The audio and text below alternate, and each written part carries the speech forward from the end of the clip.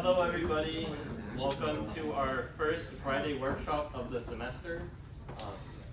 So today we're going to be doing Introduction to Pen Testing. How many people here have heard of the term pen testing or penetration testing?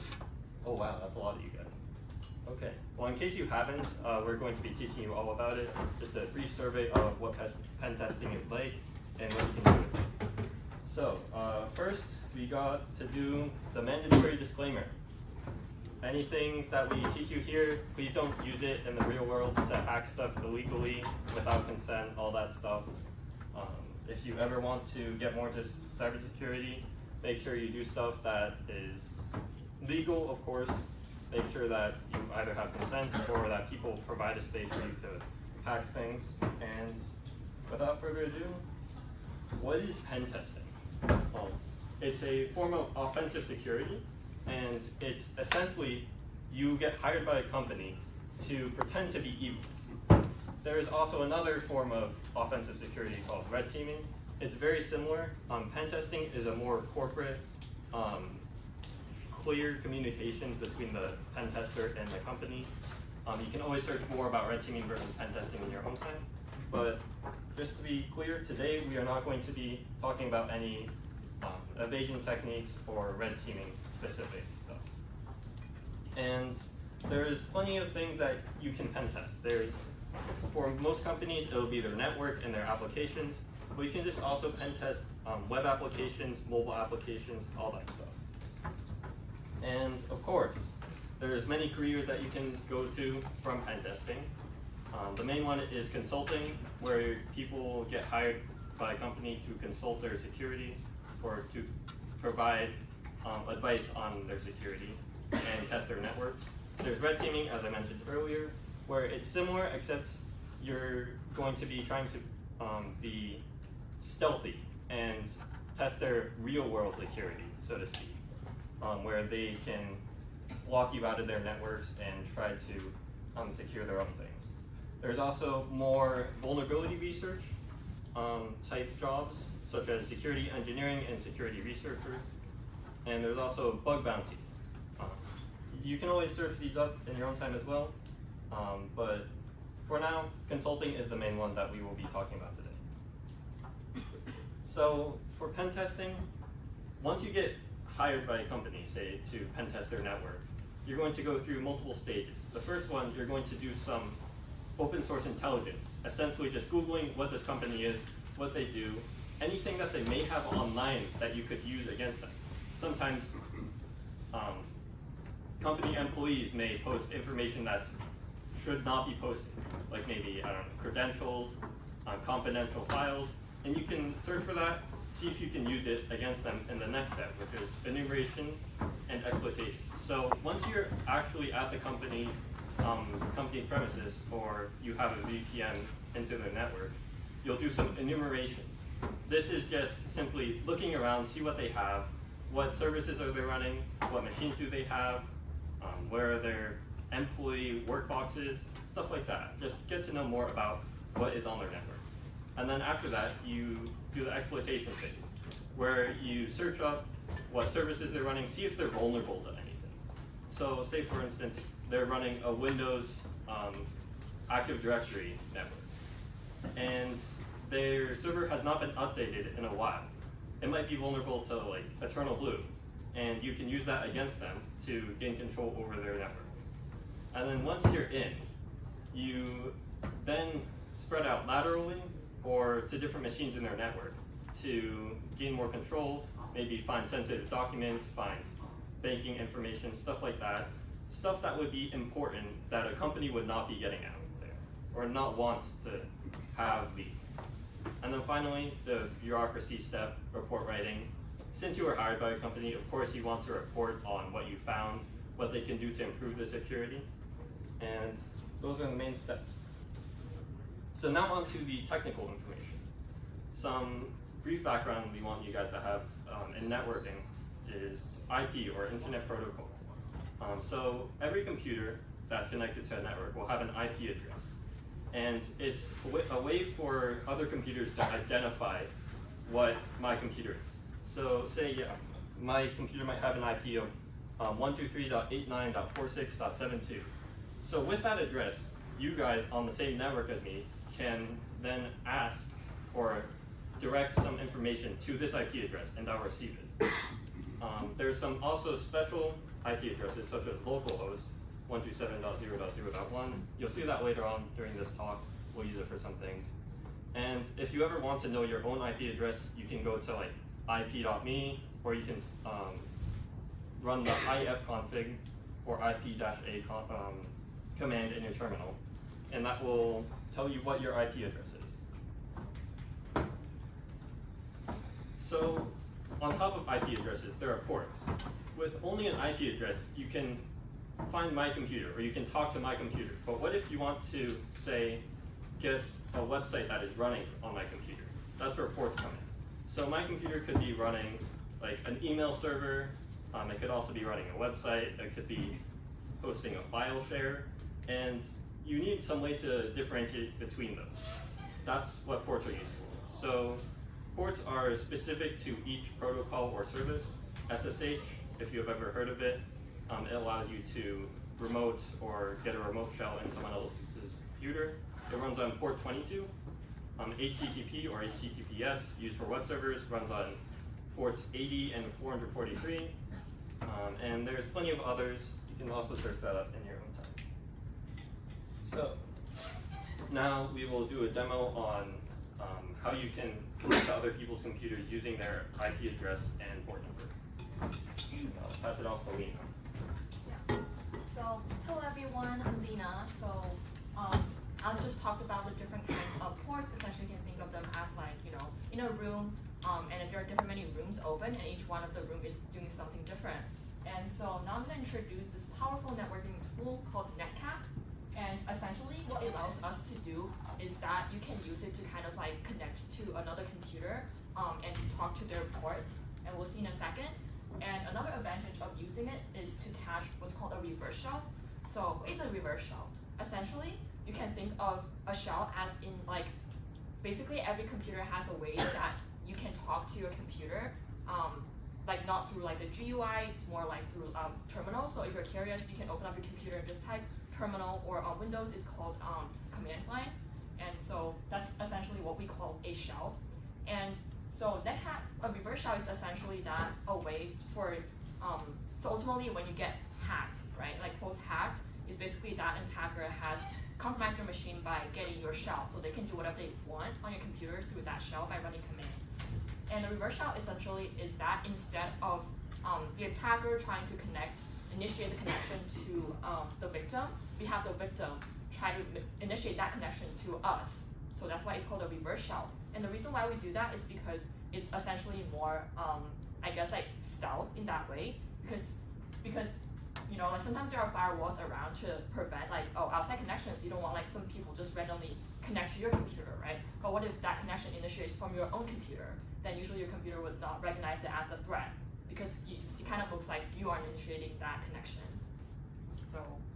So that's why, like, an example, it's like if an attacker hacks my computer, they can trick my computer to like initiate that connection, so that my computer won't even like, think that's suspicious. So if everyone wants to follow around here, you can type, like, I'm running math right now, but essentially, let me make it quick. Yeah. So essentially, if you're on Mac, you type in terminal, and then this is like an example of a shell, or on Windows, you can type in command line CMD. And then, so there's this tool called Netcat, and it's simplified as NC. And if you want to connect it to, essentially, for example, I can connect to myself, I think. Yeah. So remember when we said local host or 127.0.0.1, essentially that refers to your own computer. So I'm going to try this. You need to open or split. Oh, but that's like that for later. But wait, yeah. Yeah, actually, we'll just do the demo later. Yeah, I don't know why. But all right, so we actually have a server running right now. So this is at the address 34.136.6.142, and then we have a port 12345, and essentially to that server by going to, by doing the second command here, netcat IP address with the port number. So why don't you guys give it a try and see. So here I'll also demo it. Netcat. So it's on the board. 34, 136, 6, no, 132. So right now, if you see it hanging, that means you have connected to it, and depending on what the server decides to do. So in this case, it seems like it's not really returning anything to us, but actually it's a echo server that we have configured to do. So whatever you give it, it will just simply like echo it back to you. So if I type in hi, it will echo back like hi. If I type in like hello, it will just basically echo back whatever I type to it. So yeah, everyone should give it a try there.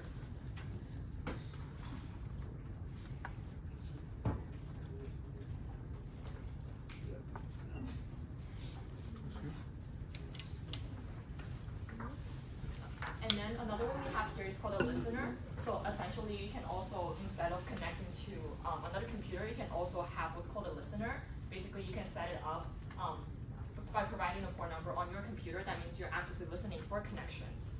So if I do netcat-lvp, for example, 4444, that means I'm listening on my port 4444, and I can actually connect to my computer if they know my IP address.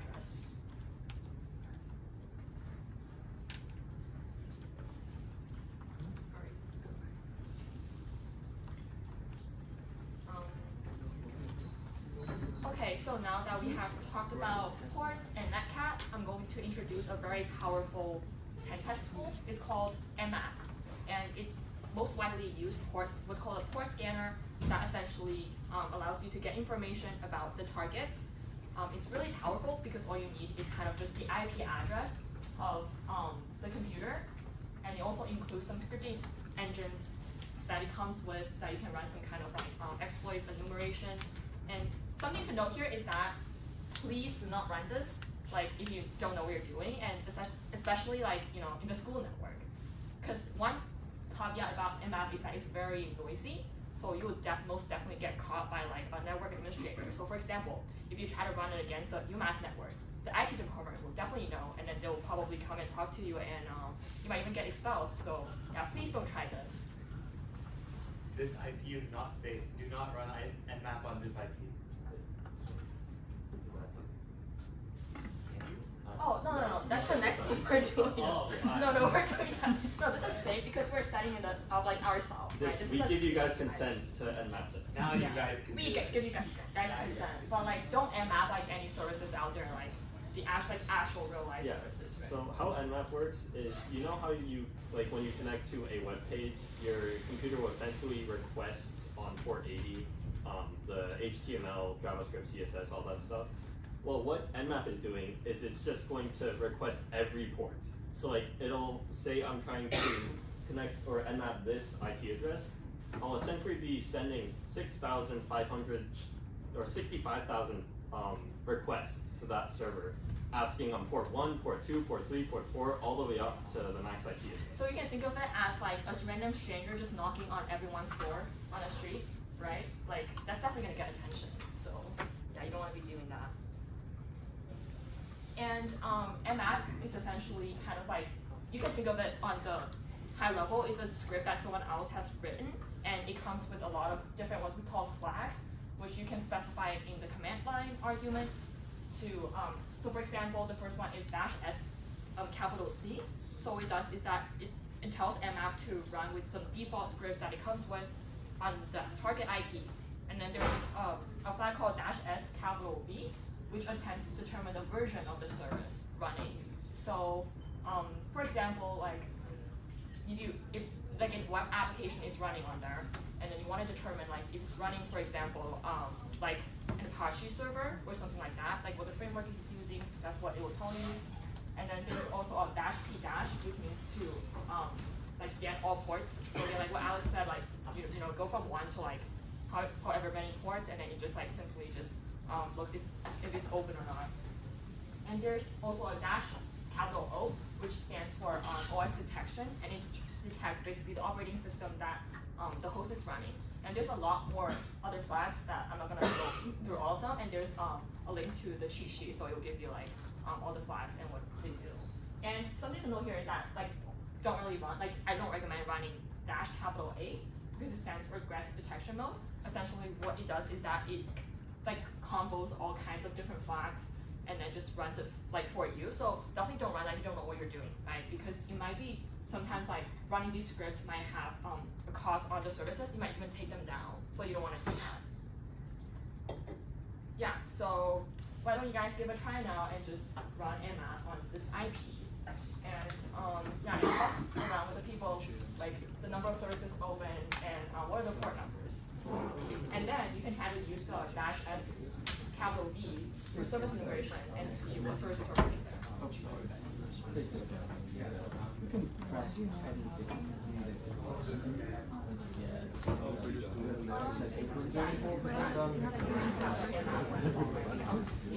Too many.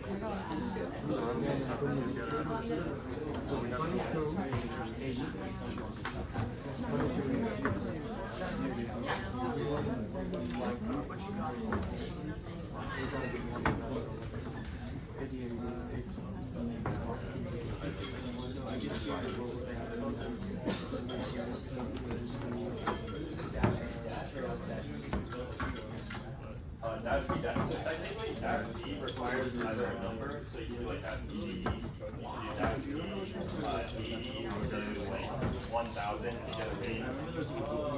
But if you just do dash B space dash, it'll like assume 1 to 65,000, whatever.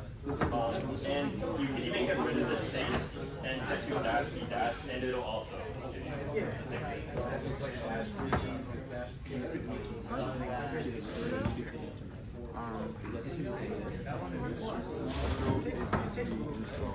Type it correctly. Do not do a scan on something that is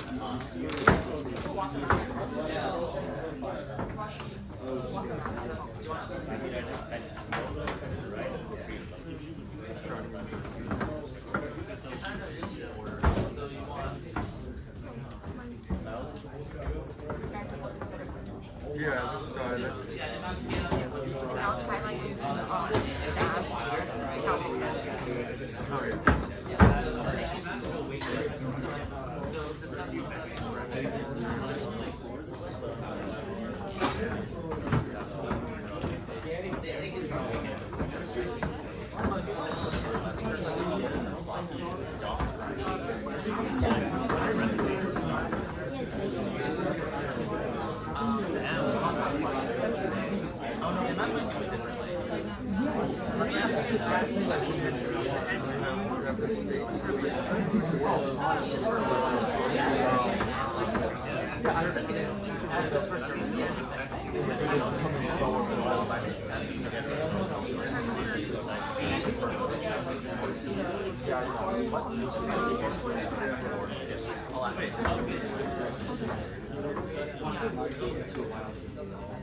Probably because a lot of you are scanning at the same time.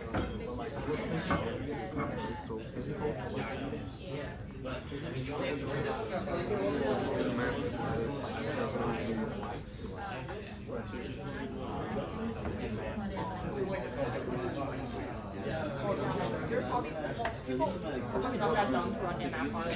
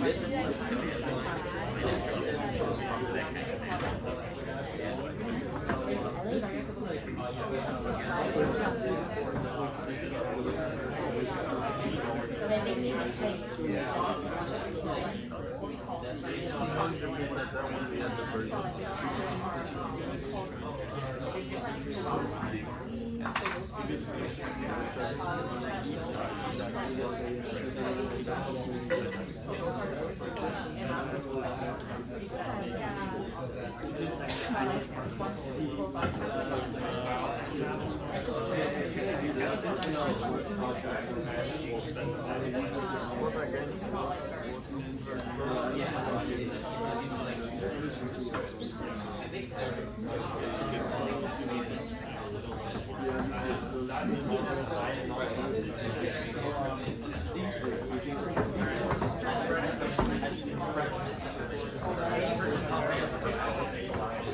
That's run a set of scripts, whatever's after is like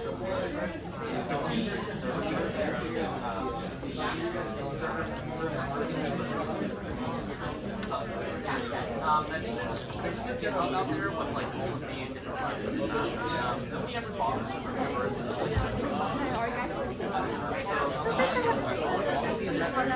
Just find whatever that Well, that can't even.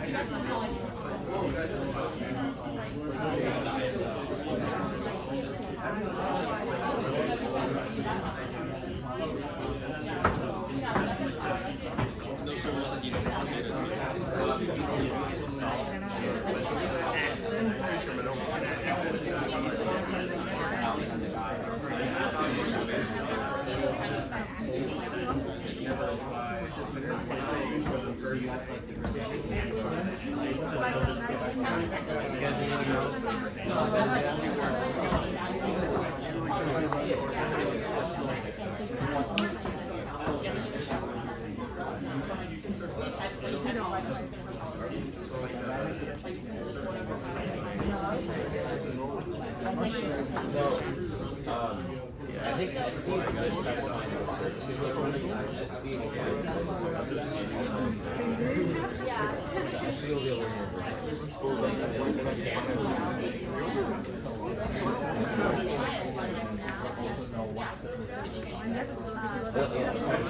like some services but there is like a lot of servers. So what's the difference? Yeah, what's the difference between just using Nmap and this one? Is it just that this one we have the version? So this one you're running with DASMSP, right? So that tells Nmap to run a script package. Oh, she'll talk We're about coming back now. I know that you might have like more questions, so feel free to like ask us like afterwards. But we have to keep going now. So Karen, please quiet, and Alex.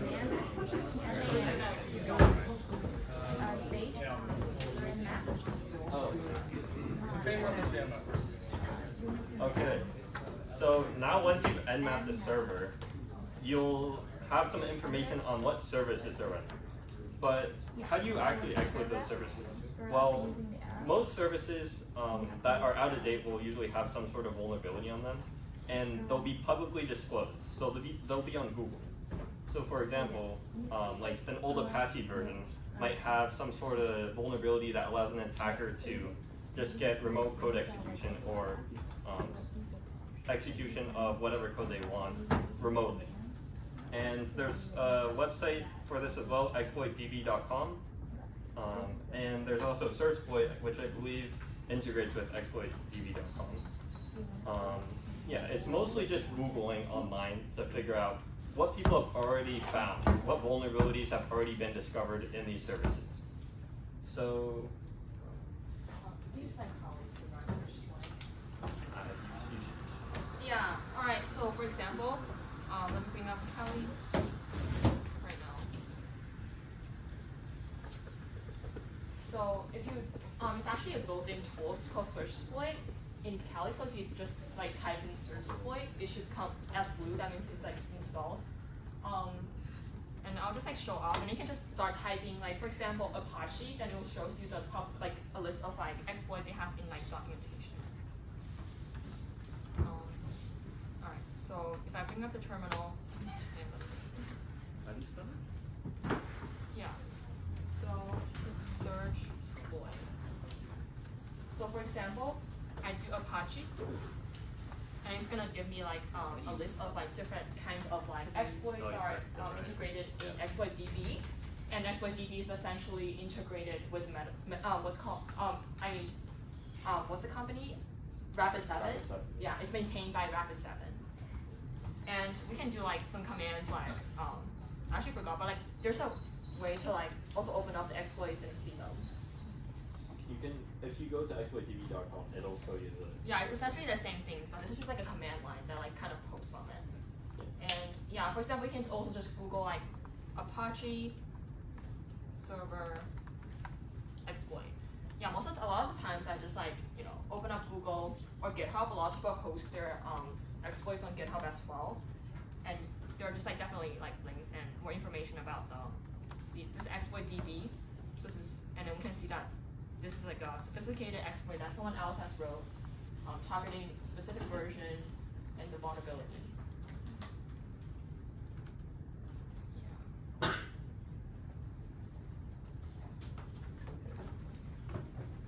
So more on shells and reverse shells.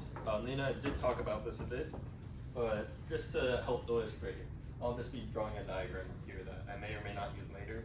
So let's say this is you. You are a hacker. And you are trying to get a remote shell in someone else's computer. Let's call them victim A. So let's say victim A gives you consent to just log into their computer. There's a tool called SSH that many of you might have used if you want to access anybody else's computer remotely. I usually use it to access my own computers. You just need to provide the login credentials whenever you try to SSH in. So that would be a normal connection. There's also other ways to connect. So say if you somehow on the victim's computer you got the ability to run one command, just one command only. Well, what you can do is you can open a listener. So let's say, I forget the command, but essentially you just bash but remote. You can also use netcat. Yeah, netcat, and then pipe that into bash. And from there, you can netcat to that listener. And this will be running on like, you can make it on port 1337 if you want, any port you want. But the issue here is, usually the victim A's computer will be in some company network somewhere else, and they'll have some sort of firewall that prevents you from connecting to port 1337 or some other strange port. They'll say, this is some weird computer outside of our company or our domain, and they're just trying to randomly connect into one of our computers. That's really strange. We're going to block that. So reverse shells is a way to bypass this. So instead of us connecting to their computer, they're going to connect to our computer. And how this will work is we'll open a listener, and the victim, remember we can run one command, any one command. And instead of the victim opening a listener, they'll try to connect to our computer, and then they will then take whatever they receive from our computer and run it. And that's what we call a reverse shell. And Yeah, I can actually do a demo. I think I got quick beats. yeah. And the firewall will not block this, because think about it. If you're a network administrator or a company administrator, and you try to block out outgoing connections, let's say like, I don't know, Jeremy from accounting wants to connect to like some other website somewhere else in the world. They don't want to block that because that'll prevent him from doing his work. So they usually are more relaxed on internal computers going out than random other computers out in the world going in. And that's how reverse shells are able to work. Yeah. So I'm gonna do a demo here. So essentially, I'm gonna just demo it with my own computer, like connecting essentially to my own computer. So like I said before, like you can use netcat to initiate a connection. So these are just kind of flags you can research on your own to look at like what they mean. But essentially, like I'm gonna do like netcat-lbnp and 444. I'm indicating that listening on port 4444. So it shows that okay, invalid localhost. I may have to use a different word. No, it's the P needs to be last. Huh? The P needs to be last in the flags. Oh, yeah, P. Yeah. So if I do, sorry. there we go. And then now, yeah, I guess the P needs to be last, and then so it sounds like it's listening on port 4444. And here, just imagine that on the right side is some kind of attacker's like machine, and who wants to like connect to my computer. So if I do netcat -e, that indicates the command you want to run. And in this case, I'll just run a bash. So like there are different types of shell. Like bash shell is like most commonly used on like Linux, any Unix like machines. So if I want this, do this, and then essentially,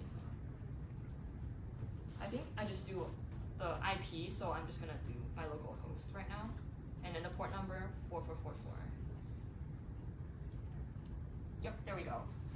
So we can see that on the left side, we can see that it connected back from unknown like IP on this port, and now like it looks like I don't really have anything. But if I start typing like list, Do on the other page. oh, the other, yeah. So yeah, so essentially, no, actually, yeah, the left side, sorry, is my attacker machine, and the right side is essentially like initiating. You can think of as the victim machine trying to initiate that reverse shell, right? So assuming we have this victim machine, and then we're using it to like try to connect to our own machine. And here, if I type like commands, I can do who am I, right? Like all these commands, that's like the shell on like the victim's machine. And I can do whatever I want. You know, I can make files, I can put malicious things, I can run malware, I can do whatever I want. Yeah. All right. So next, we're going to talk about Metasploit. And yeah, if you guys don't know what it is, you should get excited about it. But because essentially it's a very powerful like pen testing tool that was created by Rapid7. So if you remember, that's the same company that maintains ExploitDB. And essentially what it does is that it has a lot of built-in exploits, kind of integrates with ExploitDB again, and that allows you to do a lot of like magic things, right? Sometimes you don't even need to know how like a vulnerability actually works. You can just run this exploit and kind of get a shell. So now let's try to pop a shell. All right, so I'm gonna do it on TryHackMe. So TryHackMe is essentially a very powerful. It's like a pretty good like educational platform, and then I'm gonna test it on their website. So right now, Nina is setting up a essentially remote other computer that has vulnerable services in it. TryHackMe will do that for you, and she'll be running an exploit against that server to gain remote access. Yeah. So Nuance like it's connecting right now. I can also show you. It's Metasploit is built in with Kali Linux as well. Okay, I guess it's not. Let me restart this.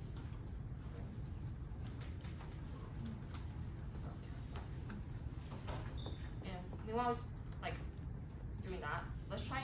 You can start Metasploit by just typing mfs console msf. Metasploit framework. Yeah, and then so it's gonna say like it's starting the Metasploit framework. Yeah, you're right. Gonna wait. And essentially, you can see, and then here it just like shows that Metasploit has been started, and we can do like search for different exploits. So in this case, I want to introduce a vulnerability called Internal Blue, which essentially was a very big vulnerability back in the days for what's called the Active Directory, and then we can talk about that later. Essentially, like for Windows machines. Yeah, with Windows servers. Yeah. Actually, it doesn't necessarily have to be Active Directory.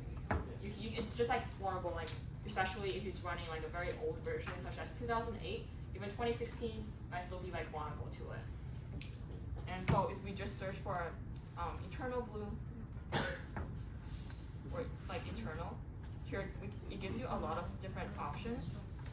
And we want to choose the first one. It's called Exploit Windows SMB, MS17, whatever, internal blue. So I'm gonna copy that. Let me see it started. Okay. So being started. And if we do use, that indicates we want to use this exploit. And then now it started. then here we can do different kinds of like configurations.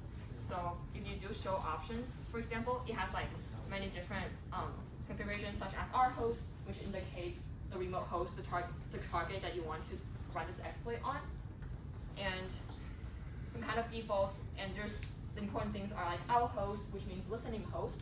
So we want to provide our IP, and also there's an out port, which stands for the listening port that we want to listen on. That like wants to receive the connection. Yeah, so you can see that it has started. So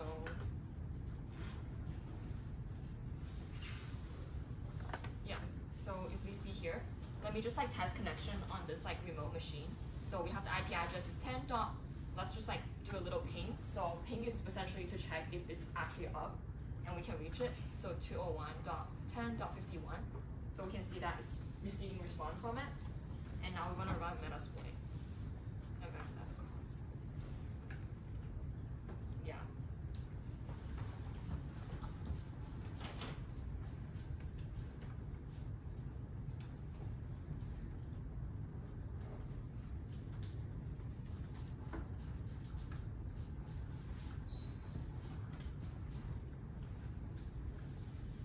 Alright, so meanwhile it's starting, so I'm going to kind of like repeat the steps again, but this time we can configure the actual payloads because now we know the IP address of the target machine. We also know our own IP address. So if you're ever curious, you can find your own like IP address by typing ipconfig on Linux, like Unix machines, and I believe ipconfig on Windows. So it'll give you a list of like different like IP addresses. So that is my IP address, and okay, it's bad that I'm exposing it to you, but also I have configured my Kali to not be bridged, meaning that you actually can't reach like this IP address. So yeah. So yeah, try not to expose your IP address to anyone else. Yeah, so now that it's started, let's do search terminal. And I want to use this.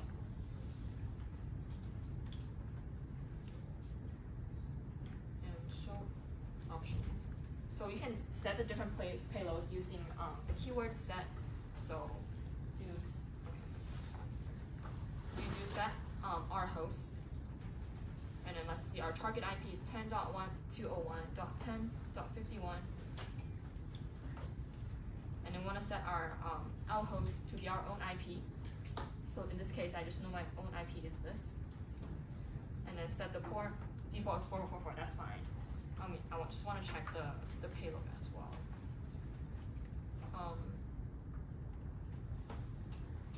Yeah, I think here is that it tells you the type of payload you want to do. Yeah, so there's also a type of shell. So because every computer has a different kind of architecture, so you have to make sure that the payload, the binary, that of the exploit matches it. So in this case, I want to set it to be, because this is a Windows machine, I want to set the payload to be Windows x64 shell reverse TCP. So it says that, and now all I have to do is run and wait for the magic to happen. So we see that it's trying to perform the attack right now. It's saying that yeah, the target seems to be vulnerable. So yeah, and there we go. If anyone running Windows familiar with this, right? It's a Windows shell, and I can type in commands like directory that lists like all the that's a lot of like files, right, in the current directory, and I can write like things like who am I? And then we see that we're called authority system. So in Windows, the highest privileged default users are an administrator and also system. So system user essentially, we don't really have to go in depth in that, but you can look it up more, but it essentially has the highest privilege on the computer. So now I can do whatever I want with the computer. I can do things like, I guess like cannot read different files, cd into directory. I can basically do whatever I want. So yeah. You can take down the machine or break it if you want. Yeah, or I can just do remove all the files on the machine. Yeah. Yeah. But yeah, so alright. Next. Okay, I guess like yeah, I'll just like briefly talk about what Active Directory is. So you might have heard like us mention a couple times of Active Directory. Usually in pen tests, or many companies, if not most, will use Active Directory. In fact, UMass also uses Active Directory. And it's a solution provided by Windows to manage users. So your umass.edu email, that's managed by Active Directory. If you log into any of the UMass computers in the library using your credentials, that's managed by Active Directory. Exactly, you just stole my slide. Oh, that's crazy.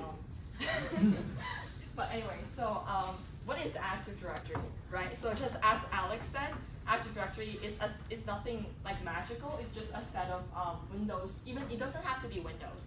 It can be Linux too.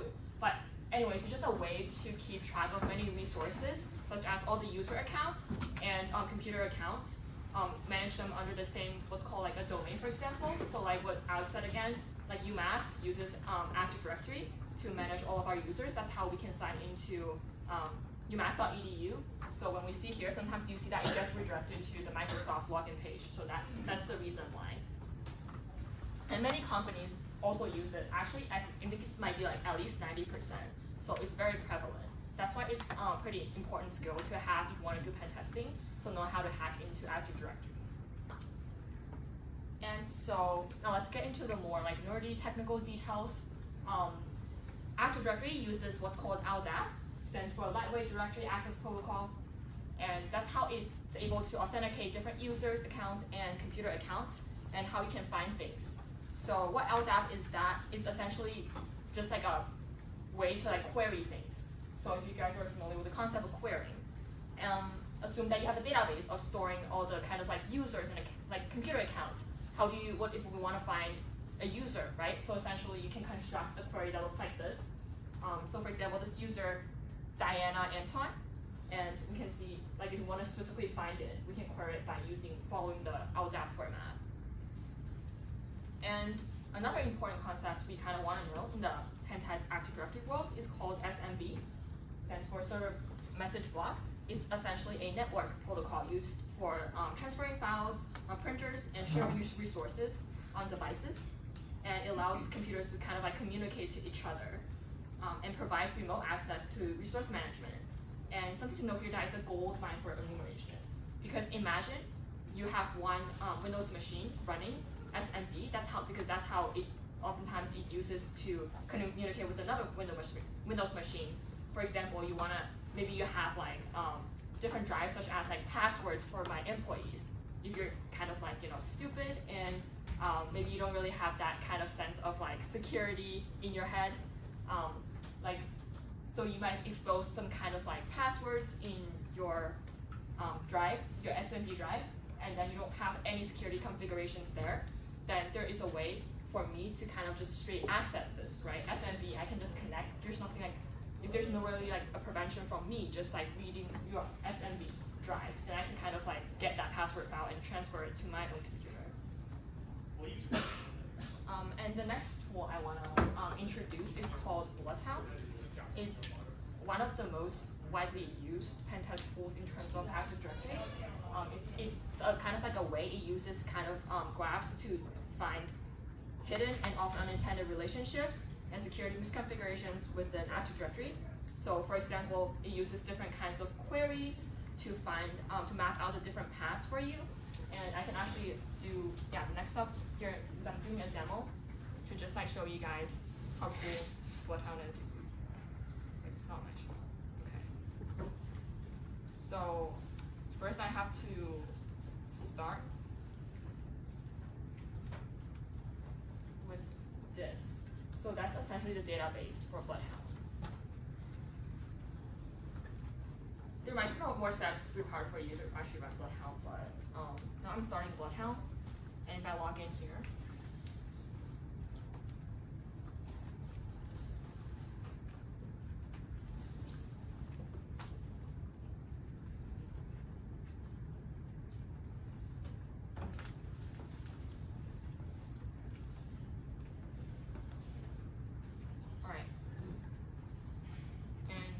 I already have some data uploaded from like an Active Directory.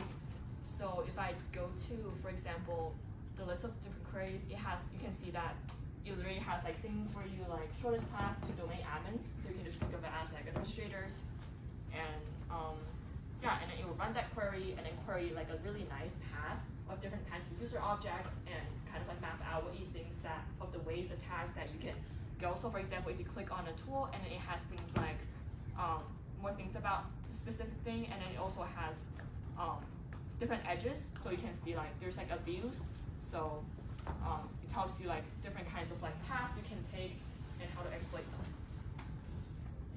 But yeah, all right. I guess I'm just gonna skip this part right now. Yeah, let's just get to it. Oh, okay. So now, another big part of pen testing is web. It didn't really used to be this way a long time ago, but since, I don't know, at least a decade ago, the web has become very integral to the world. If your company exists, you most likely will want a web page so that people can find you and request services from you. So additionally, since we're going to be talking about the web, we're also going to talk about Linux, which most web services are based on or run on. There are some Windows web services, but we aren't going to talk about that here. So a brief background on the web. It uses what's called a client-server model. So let me just draw a diagram here, which I will use for more demos. And essentially, your client, which is usually 99% of the times a browser, will make requests from a server. So this is me, and I'm a browser. And I'm going to be asking, let's say, google.com for their website.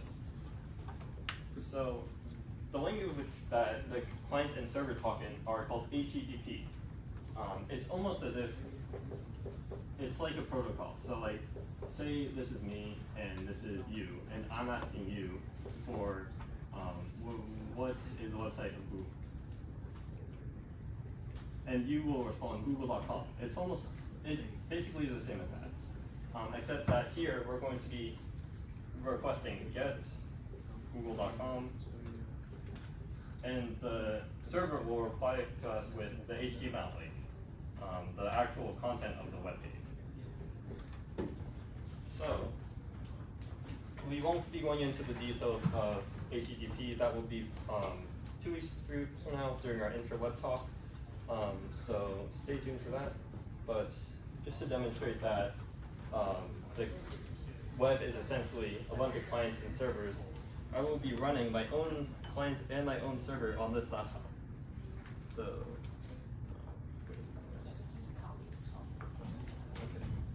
so. But like that same directory has a lot of things though, so. Oh, you I'll just make.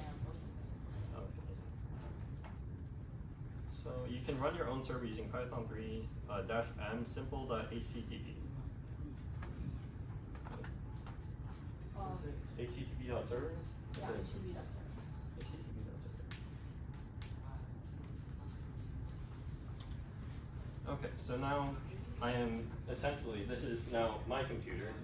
Instead of Google, this is me on port 8000, and I can connect to it.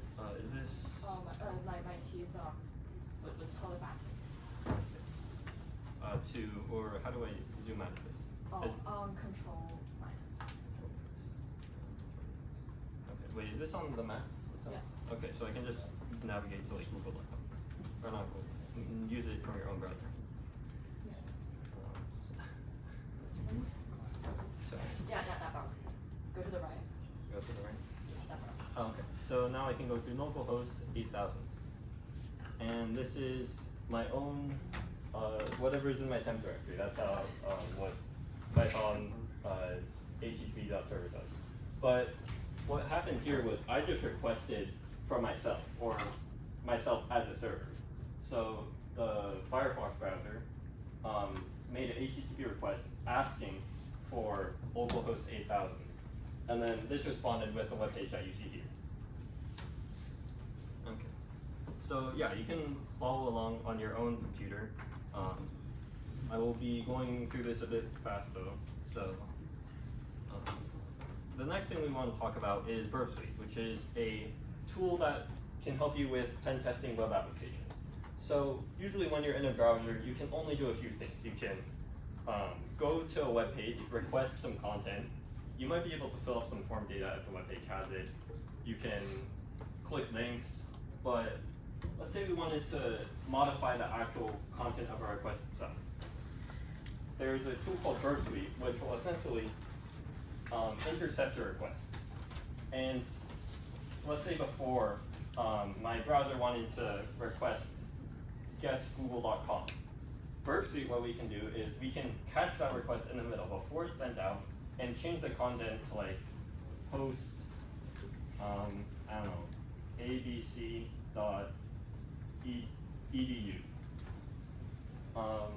And that will allow us to have more control over what we send to the server in case there's maybe some sort of vulnerability in the server that requires us to make a post request instead of a get request, or something like that. You can think of it as like in the middle, so it allows you to intercept like a request and kind of modify it in a way, so then before like your browser like sends it, or like the server receives that request from your browser. Yeah. And yeah, if you have it installed, you can open it up, and yeah, most people probably don't have it installed, but we're just gonna do a demo, so more will be coming up in our workshop next week.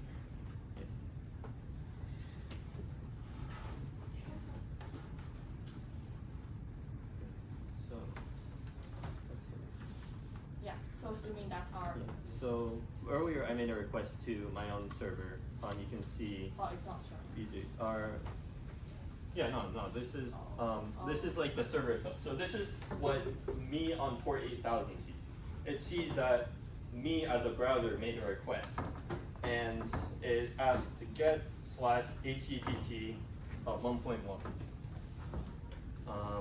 But let's say now that we want to go to the same web page, but this time let's intercept it. So I'm just going to do the same thing again. And now you can see here, this is what the browser is sending, or is trying to send. And let's change that. Let's see if we want to do post. Can you make it bigger? Oh, yeah. Oh, never mind, you have to change the font. Yeah. Okay, sorry if you guys can't see this, but I'm essentially changing the first line, or what we're requesting. So let's do post/ASD. And we will forward that. And then let's see what the server sees. So, it first saw, yeah, the normal GET request, but now you can see this new line here. We just made a post request. Even though our browser wanted to request GET/, the server received post/ASDF. And that's what happens when Burp Suite modifies requests in the middle. And you don't really need to know what like get posts are if you don't really know them. Just know that now, like it's kind of, you made it to expect something else rather than what they should like expect. Like, yeah. Okay, well, yeah, that's what it is. Okay, if you guys ever played CTFs and did some web challenges before, there's some slight differences compared to pen testing web. So pen testing web, think about it. You're attacking, or you're mock attacking a company. So that means you have no idea where, if they have any flags, what kind of vulnerabilities are on their systems. There's no end goal. You're just trying to find as many vulnerabilities or as many issues with their web services as possible. There's a much larger scope. They have a whole website with a bunch of functionality, whereas CTF challenges are usually just a tiny web page only intended to have one vulnerability in it. And the vulnerabilities are less complex. There will be like maybe, I don't know, upwards of 10, 20 of them, but they will all be pretty simple. And once again, it's more of the real world type issues you would see. However, all the stuff that you learn in web CTF challenges, such as using Burp Suite different web vulnerabilities are transferable to pen testing. So, moving on, there is also Linux, which is kind of similar to AD in that instead of trying to intercept requests and map out or try different inputs against my web server, you'll just be looking at the services themselves and checking if there's any vulnerabilities. And one slight difference is that with Linux, there's a billion different frameworks out there. Whereas Windows, it's usually only AD or Active Directory because it's owned by Microsoft. Microsoft wants to have one centralized product for their operating system. Linux, there's a billion different solutions out there. Like to host a web server, you can use Python, you can use Java with Apache, you can use PHP. There's a bunch of different stuff you can do. But it mostly is the same where you have to search on Google, see if something's vulnerable, and then run that exploit. And okay, so now once you have access, let's say you somehow modified a request to something that would give you the ability to run one command on the server. And now you have a reverse shell, so you have access to run commands on the server. What you can do is you can use LinPs, or a privileged escalation tool. And so usually, once you get access to the computer, you'll only be a normal user, like, I don't know, Alex at my computer. But you want root provisions, because that's what gives you complete control over the computer. So LinPs will help scan whatever's on the computer to see if there's a way for you to convert from Alex into root. And why do you guys think we would want root? Any answers? What could we do with root that we couldn't do with normal users, and what could potentially be bad for a company that having root would allow you to do? Being root, does that like give you access to like some of the hidden files? Yeah, definitely. Like It'll passwords you might not want to yeah, it'll give you access to any other user data. Say there's like another user, I don't know, me not on my own computer, and I was hacked, and then they got root. Now they can read Nina's files, and Nina might have some confidential information in her directory that she doesn't want leaking out there. What else? Sorry, could you repeat? Oh yeah, running sudo is what allows you to get roots. But yeah, if usually so there's some vulnerability or some misconfigurations where normal users can just run sudo without a password. Yeah, sudo just means like super user. So that's kind of like this same concept is Yeah. Additionally, you can pivot to other machines. It gives you a lot easier access to, since you have complete control over the computer, you can then check what other machines are on the network and basically act as if you're the attacker on that computer. I don't know if that made sense. Oh, what? I thought we had 2 hours.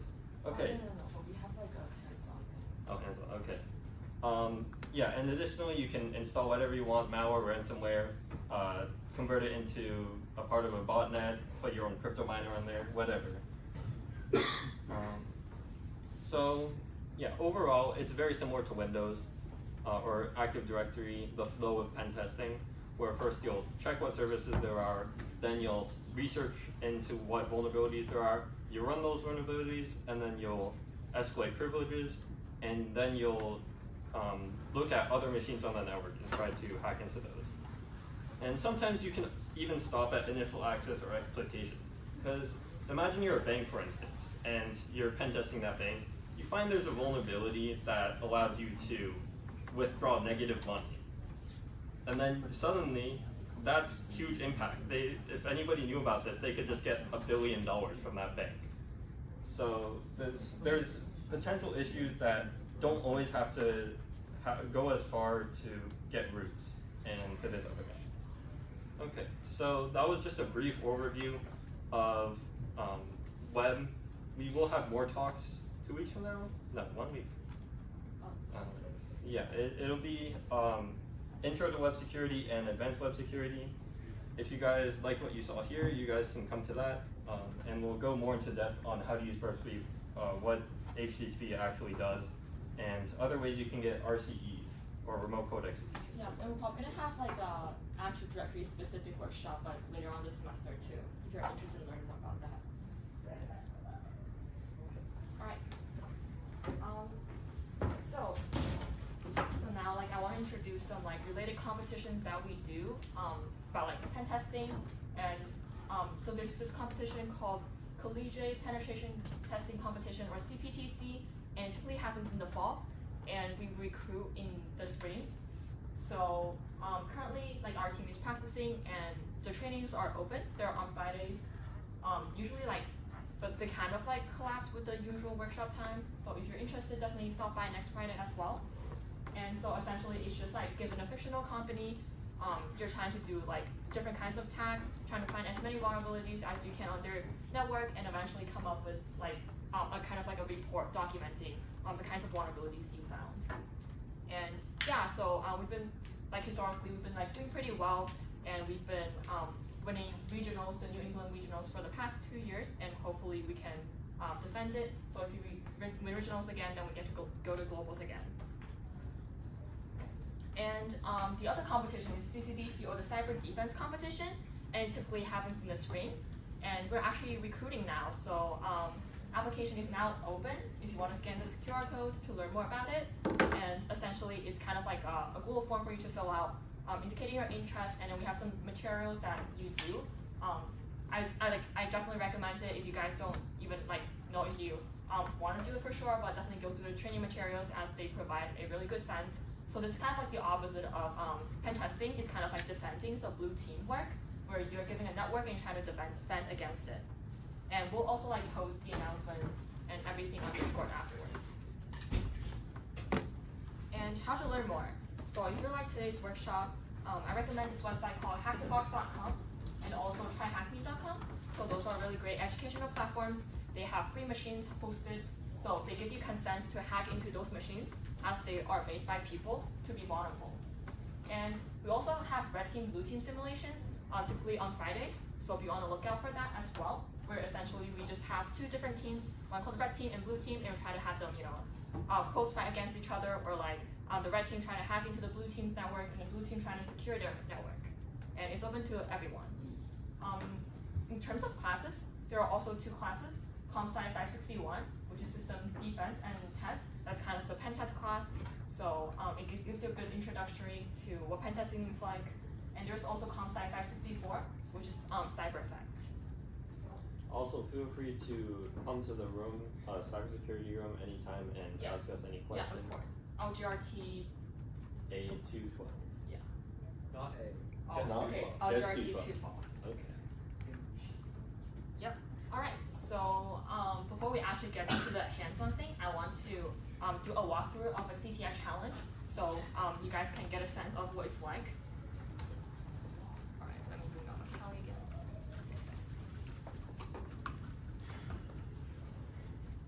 All right. Let me post.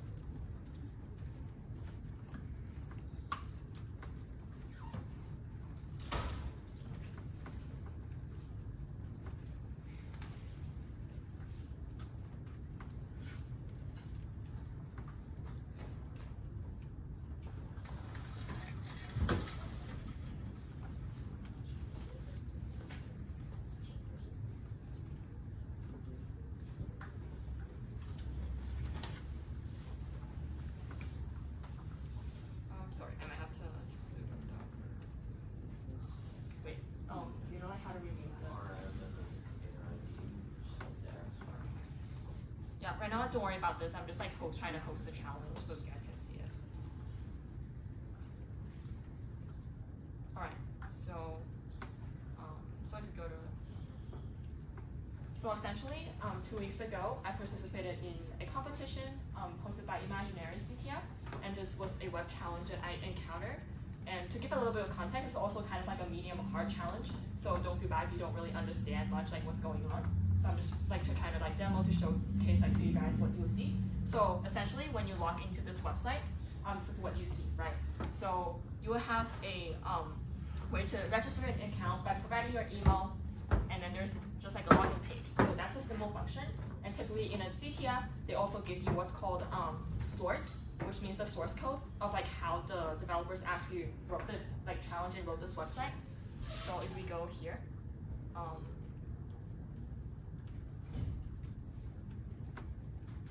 so this essentially is kind of like a package of what like the files are going to be. So the goal of a CTF challenge is to find a vulnerability or a way to hack into it to get what's called flag.txt. So it's essentially a piece of information to indicate that you successfully solved the challenge. And our goal is to get this flag file. Of course, if they give you the source, this what's in here is actually not going to be the actual real flag. So it's just a test flag for you to kind of test around with. And your goal is to test it against the actual service running it. So the important thing here is that I want to show this file called index.js for those of you who are familiar with JavaScript. This essentially is the main file that's running that application, responsible for hosting the page that we're seeing. And we see that there's a lot of code running, so this was how they created the website. And essentially, I'll also give a little bit of context about the website. So how it works is that if we look in the code here, it's basically saying that if we scroll down here, there's a, let's call it to do. Can you guys all see it by the way? Yeah. So essentially how it works is that it's saying that, oh, the developer forgot, like basically if you registered an email, it will show that an email has been sent to you with the initial password, and you're supposed to be set that password. However, is that to do send email with initial password. So they're saying that they've never actually implemented the function to actually send the password. So then you will never be able to log in because you don't know what the initial password is, right? And however, there is actually a way. It's not really that passwordless. So the first thing, I guess I'll just go through like my mindset. The first thing I'll look at is like how they were generating that initial password, right? So here we see that the initial password field is generated by using request.body.email plus like crypto.randombytes 16. So the first thing, immediate thing that I noticed here is that they're straight taking it from request.body.email, which essentially means that it's kind of like user controllable. So that's what you get. Like it might be a little bit of like web knowledge here, but if you basically when you make a request, when you like register an email, and that's what's going to be parsed into the request body field. So and we can change it to however we want. However, this shouldn't really be guessable because it's using crypto.randombytes.16. So what it does is that in JavaScript, it's essentially a library that just generates random strings for 16 bytes. So initially, just looking at this, even though we can control the email field, we can't really control the random strings, right? It's very like, I mean, it's probably not brute forceable, but just because it's gonna take a really long time to guess what those password strings are. Then the next thing I see is that it actually uses bcrypt.hash. So it tries to hash that password and store that into a database. So so the next thing I have is like, oh, is there anything like that could be wrong with bcrypt? And it turns out there it is.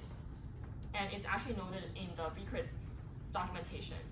So again, I love using Google. When you feel like something is wrong, you can just Google it. So if I do bcrypt documentation,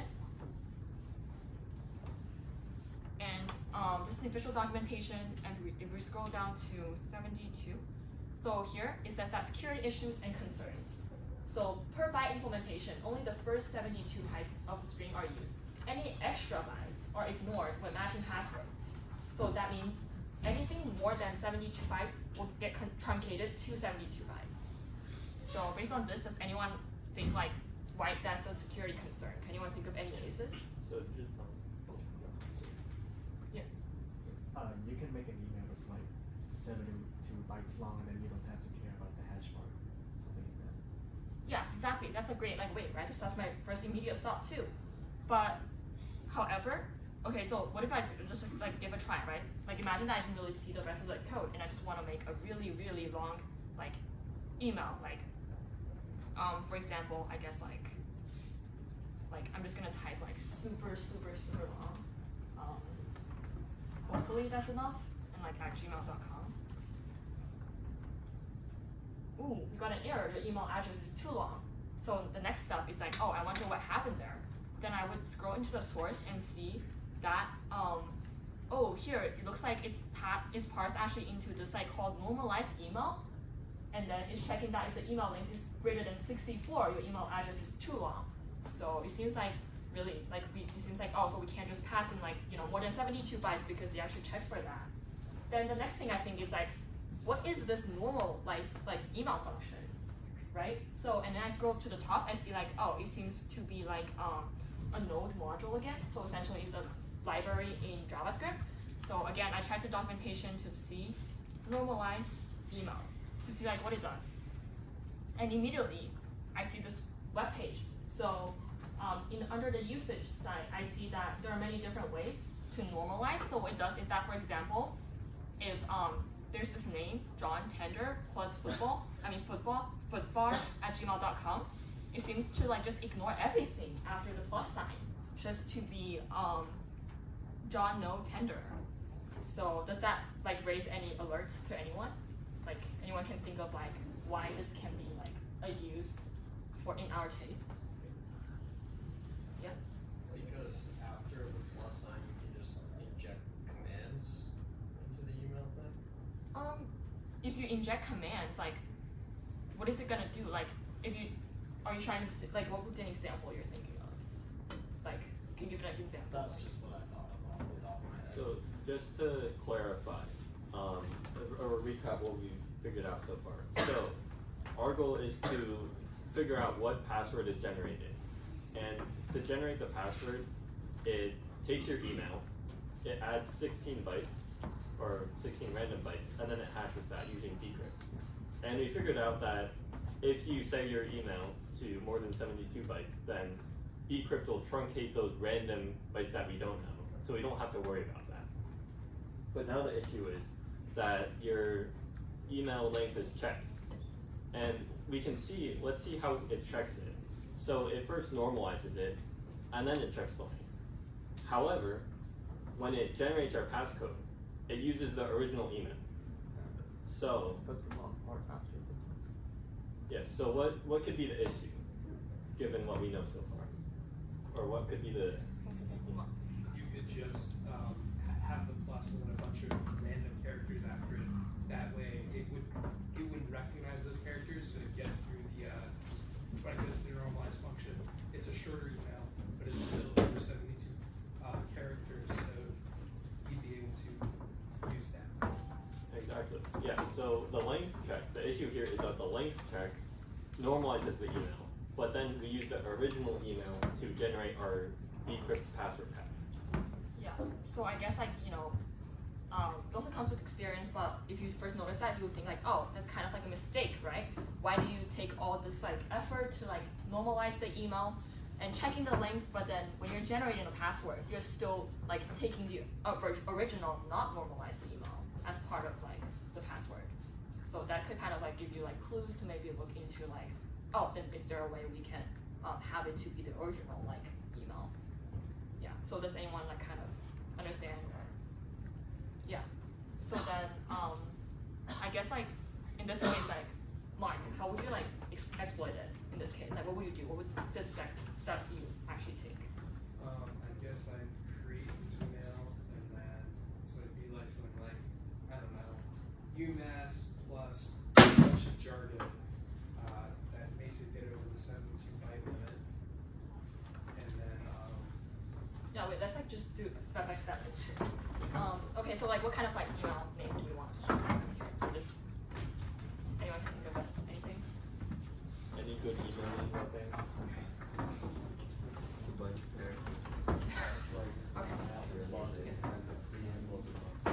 Oh, that sounds good. What is it?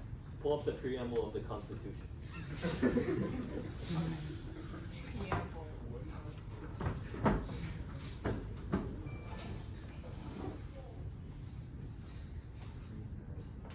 US Constitution. Checking that we're not a bot. Okay. Is this more than 70? I think so. That definitely. Yeah. But we kind of don't want spaces, right? There are spaces. Yeah. Is there a way like get rid of space? Perfect. There really is a web out there. Or web out for everything out there. Hello? Yeah. Wait, what happened? Oh, we moved all spaces. Yeah, my bad. there we go. Save it as a project. Yeah, see, you can just Google anything. So I guess let's just like put a plus sign there. So as our username. So let's just like truncate it to be like We the people. we the people. Yeah, there we go. Right. So like if you look at here, there are different ways, right? I'm just choosing like plus to normalize it. So let me just paste this, copy this, yeah, and register. Oh wait, I forgot to do it at gmail.com at the end.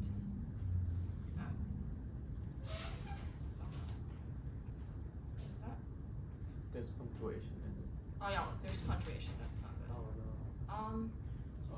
Can we Get rid do of that?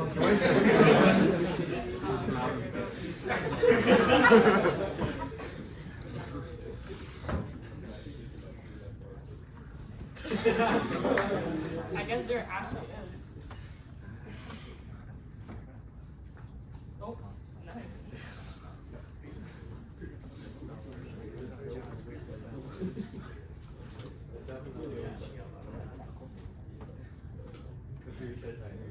Yeah, computer science. Let me try to get to the people here. Yes. Yeah, alright, so Mark, what would you do now? Then what do you I guess I copy and paste it for the email and password. What's the username be? There's We didn't go over this, but yeah. So we forgot to tell you guys the username when they insert your username password hash pair into the database, it uses a normalized one. So that's just a tidbit of information. yeah, so here we see that when it's actually inserting it, then it now like it uses the normalized email. Yeah. And then so if we wanna do, I think it was what is it? The people. Was it this? I forgot. Oh, it's okay, lowercase. At gmail.com. And then just paste what should the password be? Is it original email? Yeah, let's just try that. Ta-da! We were able to log in and then get the flag. So yeah, good job guys. Yeah. That was a fun and interesting demo. Yeah, so I guess even though the name is called passwordless, it wasn't really actually passwordless. Alright. Okay, so now Venkat. You want to use your computer instead? Yeah. So now feel free to like stay if you want some hands-on practice. We're gonna go over like how to like hack into a fake machine, kind of, and yeah, and then you guys can like follow along. It will help anyone with any questions. I just ate.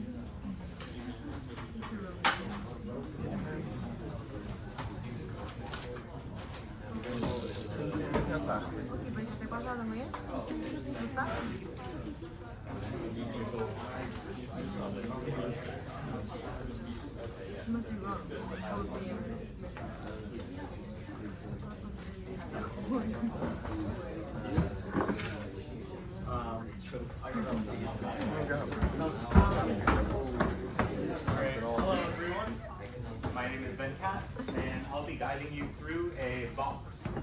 A box is what we call a practice target machine. This is on the website Hack the Box. It's really good.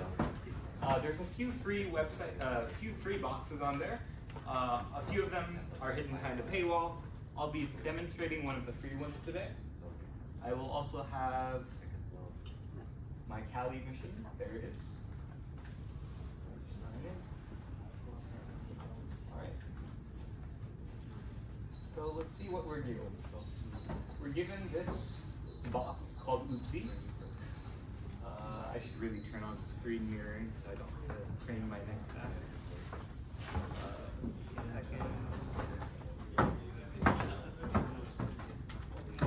While I'm doing that, any questions from anyone? Yeah.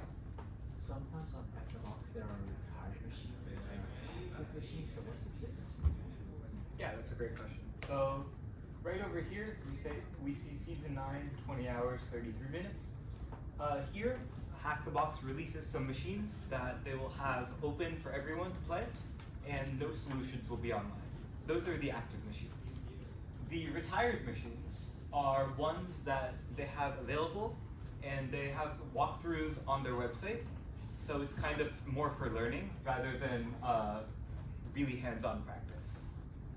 Today we'll be doing a starting point machine, which has nice hints in case we get stuck.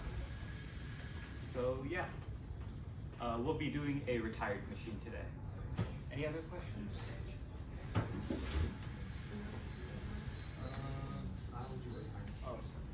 By the way, you guys can feel free to follow along. I will be going a bit fast, so I would recommend just watching, but if you really want to follow along, go ahead. There will also be we're taking a video of this. Hi, YouTube, maybe. So, yeah, recording of this will be online, and you can follow a walkthrough later. Mirror display.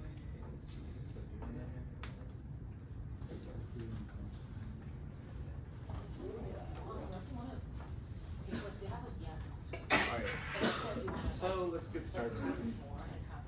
We are given that this box is called Oopsie. It is a Linux box, as you can see. And we must be on the same network. So first, I will connect to the starting point VPN, which I can download from here. Starting point VPN, OpenVPN. I already have this downloaded. Yeah. It's going to be VPN, and here's my starting point VPN. Nice. All right, so now we're on the Hack the Box network. I'll open a new terminal and wait for it to detect me. There we go. Detected me pretty quick. Now we'll spin up the machine. This can take a minute. So after we do, Michael? Can you zoom in on the terminal a little bit? Yes, sure. Can you guys see that in the back? All right. So after this finishes creating an instance, we'll get an IP. Question, what is the first thing we should do with an IP if we're trying to hack this box? Clues on the board. One of these commands. Nmap? Yeah, an nmap. So we're gonna run nmap. Again, it's because this is a fake machine, right? And so we have consent to like map it.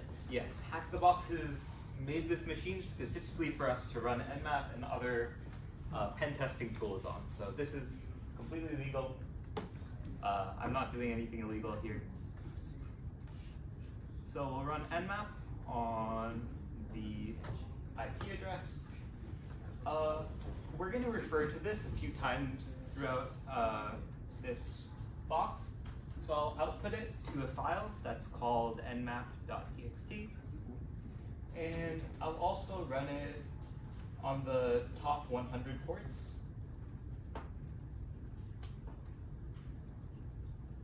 And we'll enumerate,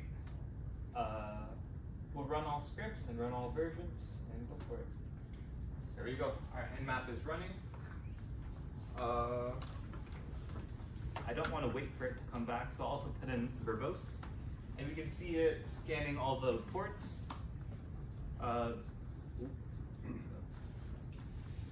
Verbose lets us see when it discovers open ports as it goes, so we don't have to wait for the whole command to run as we get back. We see ports, oh, that ran really quick, so I did not have to do that. We see 2 ports open, port 22 and port 80. Does anyone know what those ports are? What services might be running? Yeah. SSH. Yeah, port 22 will run SSH. The answers are on the screen. And port 80 will be running HTTP. SSH is usually only good when you know the username and password of the user that you're trying to get. So we'll start by exploring port 80 first, since the website usually has a larger attack surface, as we like to call it. There's more ways to get it. So we'll open up the website. We'll remember that the URL is this. So in order to access the website here, Are the rest of the boards just closed? the rest of the ports are not available to us. They could either be closed or filtered through a firewall, but for whatever reason, Nmap couldn't pick up on them. Good question. Let's see. Sorry, we're having trouble getting your pages back. That's fine. All right, I'll make this bigger too. We are connecting. Oh, it might be running default. HTTPS.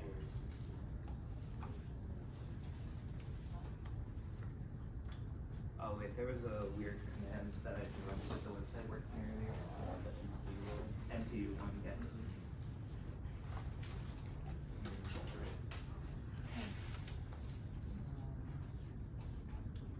There we go.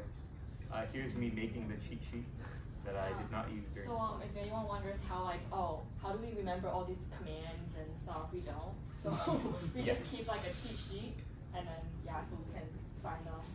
My cheat sheet's right here. I will be referring to it. Yeah, he's one of the rare cases like he uses a physical notebook. Just for this talk, because my computer is live streaming. Yeah. So let's see if that works. Nope, not that. What is MTU used for basically?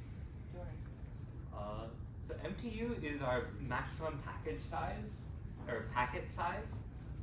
This website is configured weirdly.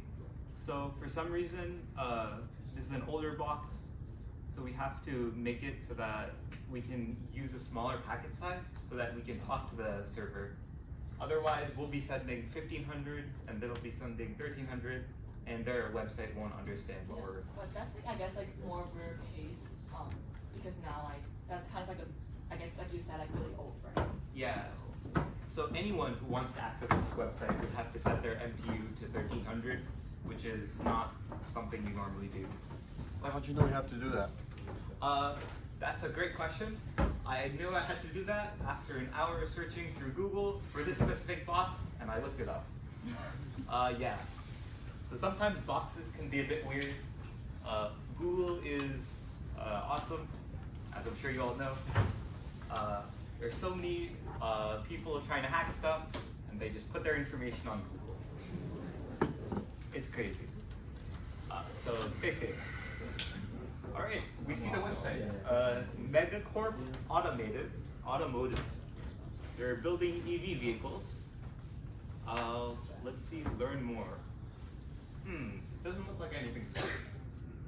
Okay, so let's try clicking services. Oh, we see something popping up in the bottom right there. It's our IP followed by a hashtag. So that means this website is a dummy web page. None of the links go anywhere, it's just this. All right, so looks like we're stuck here.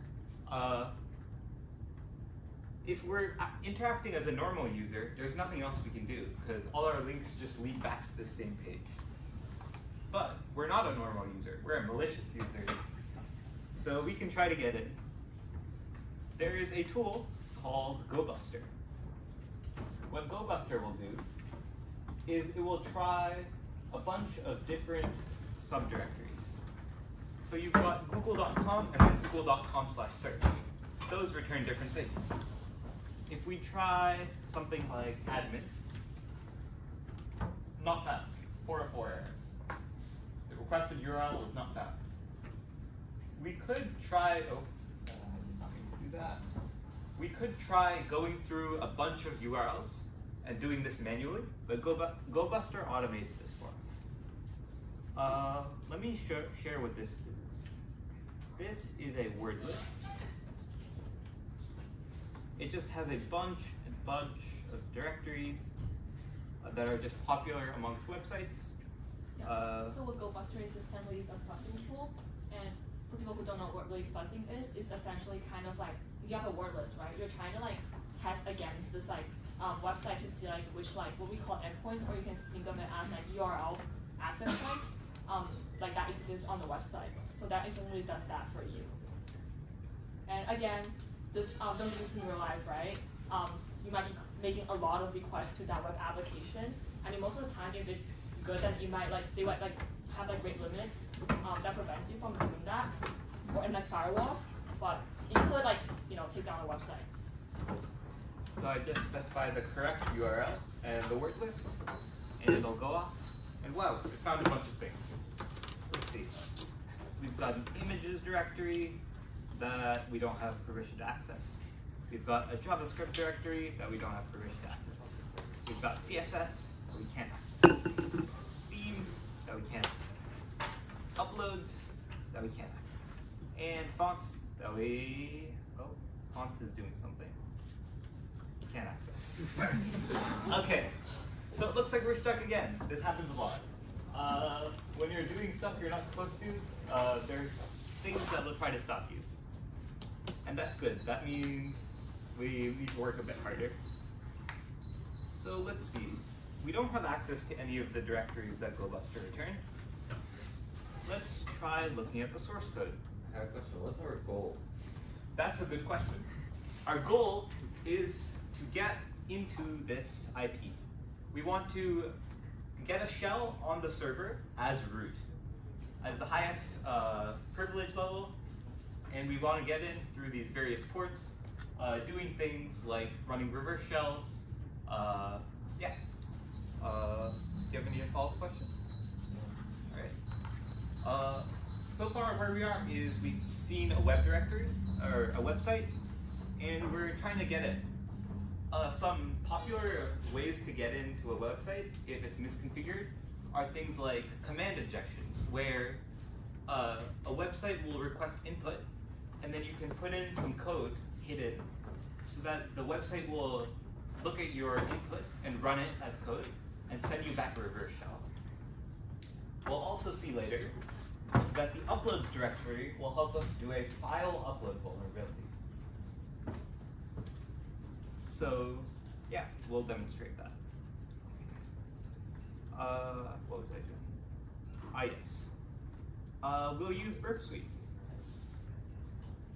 Burp Suite is a tool that we can use to intercept web requests. So we're going to open up this website in Burp Suite. It's loading. Still loading. There we go. All right. So we'll use the proxy feature. When we use Burp Suite, we can run it, and look, that's our request, as was shown earlier. Can I make this bigger? Yeah, do you know how to make the font bigger in Burp Suite? Yeah, you have to go in settings. All right, settings, not proxy settings. It's the overall settings. Then you're on the left top right hand. There is Zoom app on Windows. Zoom app. Oh, Zoom, like Zoom in. Ah, But like for first, you have to. Do you see it? Size. What is that? monospace 11. Let's change that. Oh yeah, you have to restart. Restart it. Oh man. It should be fine. Oh, we don't have to. Never mind, you don't have to restart. All right. Is that too big for you guys? That's good. Okay. We'll run with that. So we have our proxy. This is the request we're sending. Let's let it send. All right, we sent it. And let's look at the response. So we'll look at our HTTP history. And, oh wow. Okay. That is really I will decrease the font size a bit, because that's too big. Alright, that's more readable. So we see the code, that's the HTML, the HTML code that the website is sending us. We'll scroll through stuff. This is all styling. Let's jump right to the bottom. Normally you would have to scan through this for a while, try a bunch of different things. Does anyone see anything suspicious here that we might be able to try next? Maybe a location? Yes? Index.js. Yes, index.js. So we can try this. Paste that in. Here. And I put in 2 spaces. Doesn't look like we're getting anything back. Alright. Let's try the other thing. This JS. As you can see, pen testing is a lot of trial and error. You can systemize this by using cheat sheets and things. Look for all the common vulnerabilities and just go through them one by one until you get something. Okay, script.js looks like a dead end too. What if we just delete that? Let's turn on proxy. Hey, we've got a login page. That's pretty cool. Pen testing is a lot of guessing, trial and error. Personally, it would have taken me a while to delete script.js at the end of this URL. After a while, you kind of get a sense of which things to guess and which things are dead ends, rabbit holes, all these things. It's just a lot of scenarios that you got to go through and train your brain to know where to go next, or at least guess where to go next. Alright, let me make this bigger too. We have a username field, a password field, a login as guest button, and a login button. What do you guys want to try first? Yeah, over there. Login as guest. Login as guest. Alright, we'll try that. Login as guest. Hey, we've got a whole repair management system. We've got a car with a license plate. We might be able to do something with that if this was a real pen testing engagement. Maybe track down the, I don't know, location of this Porsche. Oh, that's a Porsche. Very nice. All right. But this is just hack the box, so we can't go anywhere with this. We'll go to account. Okay. This is who we are. This is our access ID, our name, our email. So this is in branding. We've got clients. We see a client with their name, their access, and their email. We also have an uploads. That's interesting. This action requires super admin rights. Okay. So this looks promising. We'll come back to this after we get super admin rights. How do we go about getting super admin rights? That is the question. And the answer is, we have to look closely. We look around, we can try inspecting the source of this file. Going around here, console, I don't know, looking at versions, looking for CVEs maybe, see if the JavaScript version is vulnerable, or they're using some bad JavaScript library. I'll skip some of that stuff because I have done this box before. I would not be demoing a box blind. I don't feel that confident yet. I'll get there eventually, but we'll see. Okay. Let's pay close attention to this URL. Let me make it bigger for everyone.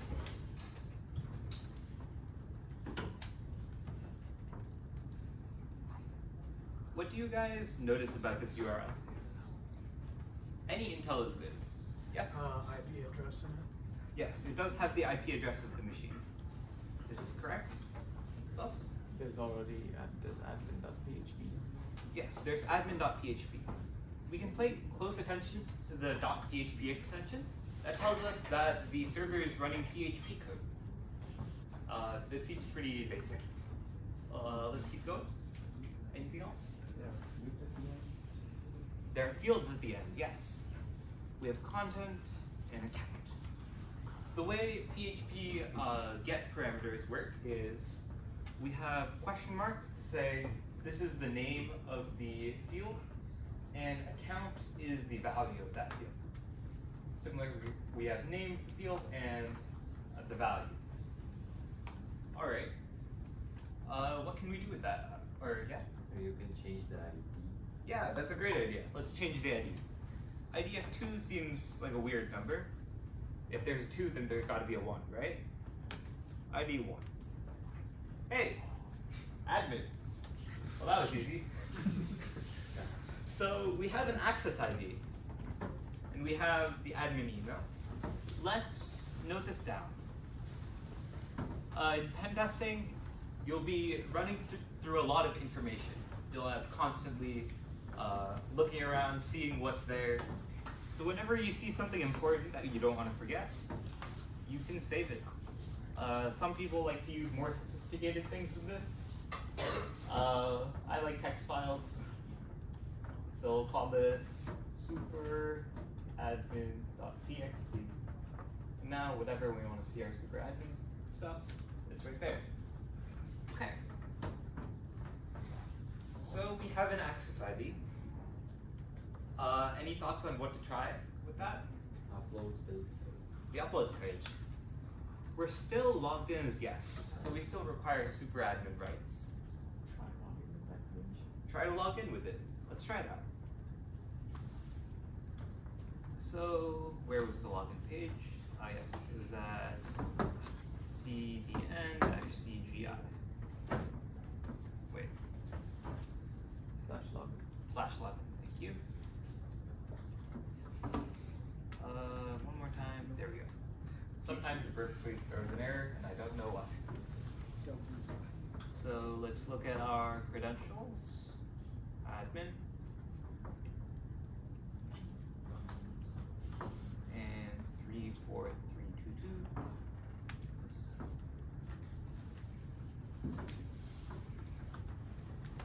I don't want to save that. Seems like nothing happened. That's interesting. I'll try it again just to be sure, because sometimes I mistype things. 34322. Still nothing. Okay. So it looks like the admin information that we got here wasn't the username and password, even though it looked like it. Do we think that this is a rabbit hole? Like this is something that we can't exploit, or should we try harder on this? Try harder? Yeah, let's try harder. Okay, how can we try harder? This number clearly has something to do with the admin user, just like how, where is it? Just like how this number has something to do. Oh, wait, that's interesting. We didn't see that before. I also did not see this while hacking blocks. So this is new to me. All right.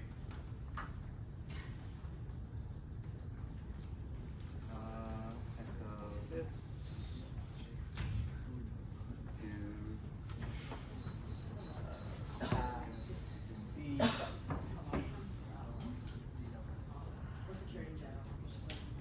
Yeah. All right. So we're looking for the number.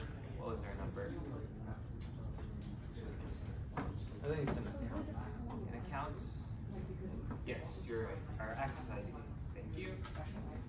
So we're looking for the number 2233 and what it has to do with our guest.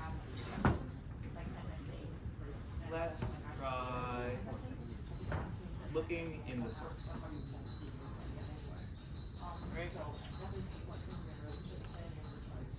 Looking around, performance, storage. Do you guys see what I see? Here's our number. 2233. It's stored in a cookie. Cookies are just little bits of information that the server tells your website to store, but we have control over our cookies. So what we can do is just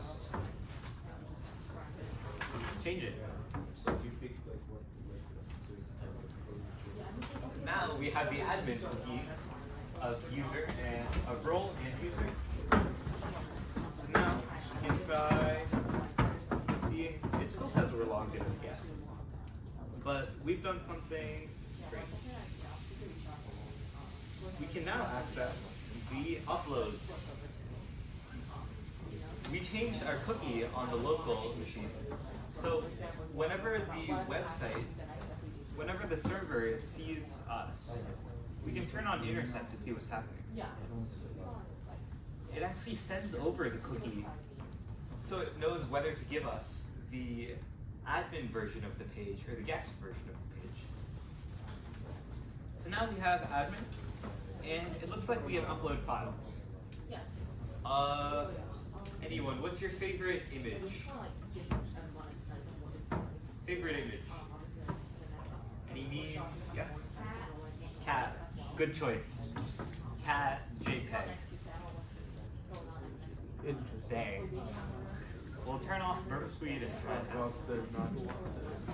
There we go. It was just Burp Suite being weird. I like this cat because it's waving at us.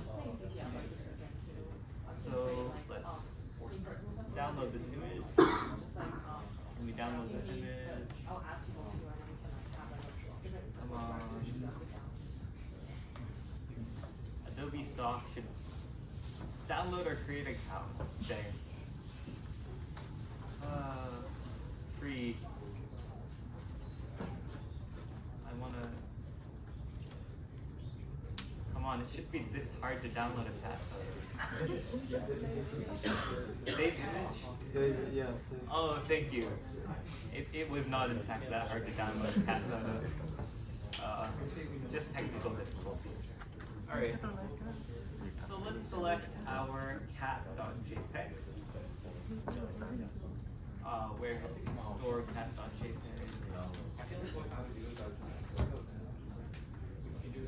And the reason why I'm uploading a cat photo instead of directly uploading malicious code is, we want to test what's possible, and we don't want to accidentally crash the website. So we'll see where it ends up. I will just save it again because I don't know where the first one went. Oh, there it went. It went to my downloads folder. Browse, downloads. Oh, that's a lot of stuff. Save that cat. There we go. Alright, I'll call it cat.jpg. Upload cat.jpg file has been uploaded. Alright. We uploaded it. Where do we think it went? Images. Images? Good idea. Let's try. I should have saved the output of GoBuster to a file, but I didn't. So we'll have to scroll a bit. Go to uploads. It's still forbidden. Or you want to try images? Forbidden cat.jpg. Not found. Okay. Let's try uploads then. Uploads cat.jpg. There we go. There's our cat.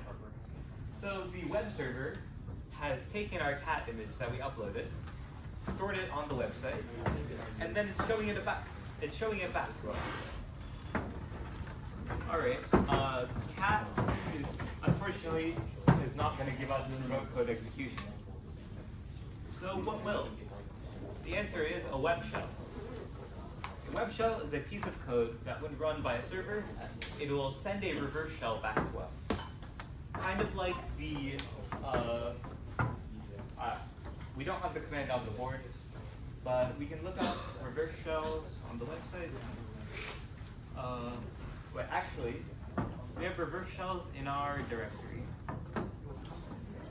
So we can upload a reverse shell instead of a cat. It is a user share shells. Web shells. There it is. And which one of these should we select? We've got Perl, PHP, CF, ASPX. Yes? Probably the PHP one, How do you know? because there's a PHP file, PHP server. So. Exactly. So since we have PHP files, we can choose the PHP ones. We've got a bunch of options. I will use PHP reverse shell.php. So I'll copy PHP, not that one. PHP reverse shell.php here. And let's take a look at what's inside this. It's a lot of stuff. This is all valid PHP code. What stands out is change this. That's what we really care about. This should be our IP, and this should be our port. So I will change that real quick. See, PHP reverse shell, going down, change our IP. Our IP, as you can see in the top left corner in ridiculously small font, is 10.10.15.90. And our port, we haven't decided that yet. Pick your favorite number between 2,000 and 30,000. Anyone? 19,826. All right. We will start a reverse shell, reverse listener on 19,826. All right, it's listening. Now we will say 19,826. All right. So that's our shell. This is the file that we will upload to the website. And when we run it, we will hopefully get reverse code execution. A reverse shell, yes. Okay, that is in the temp folder. Where is temp? Oh, that's a lot of files. Tell us super admin rights. Otherwise, it would show us the file upload. So we would tell the security company, hey, this is really bad. Don't do this. Require a password or something. Yeah, so that's great. We'd usually save this file for a computer and then upload it on the report. Let's take a look at index or DB. 50-50 shot. DB. Let's take a look at DB. DB is our database. And wow, we have a MySQL connection to localhost by the Robert user with the password in plain text. That's nice. Any ideas on what we can try with this password? Login. Login to what? That's a good idea. Let's try that. Logging into the original website would be this. And what is happening? Burp Suite is still on. Why is it buffering?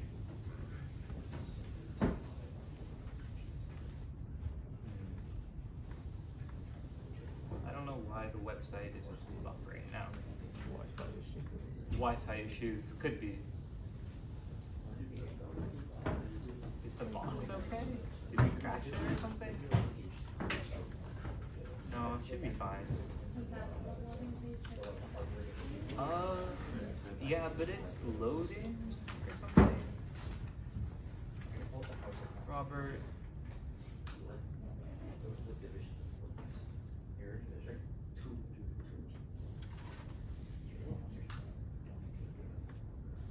Megacorp user. Yeah, I don't know. It's logging for load It's buffering.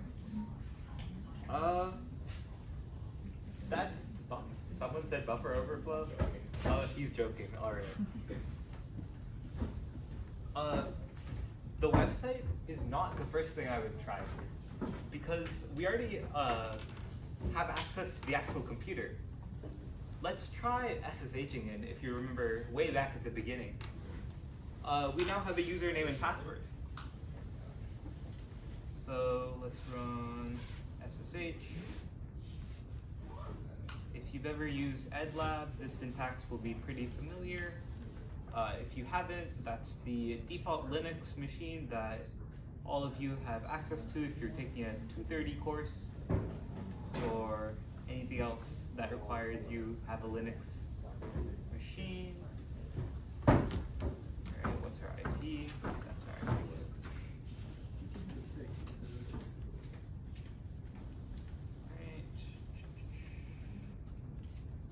We don't want the HTTP in there. Yes. And the password is megacorp user.